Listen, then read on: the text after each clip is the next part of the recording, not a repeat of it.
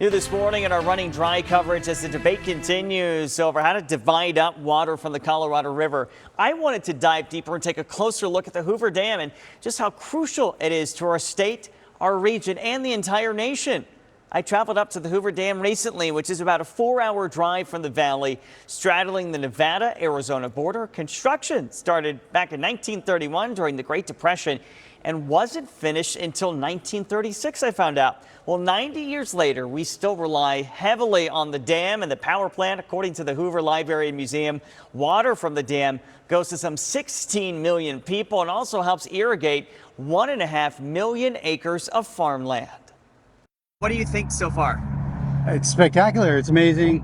It's larger than I thought it would be. Yeah. Yeah, it was great meeting Paul and Patricia vacationing from Southern California. My first time there, too. Yeah, the surprise there of how big it was. It's as tall as a 60-story building, by the way, according to the Arizona Power Authority.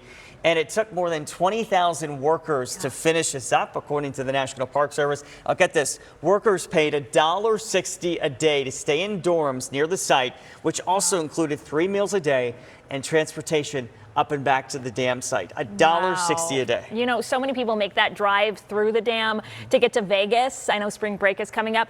It's kind of worth just parking and getting out of the car with the family and taking a look around. Yeah, which is what I did. And when I was there, my goodness, I mean, I just saw well over 100 people just walking around, and it's a sight to see, especially if so much history in the state of Arizona.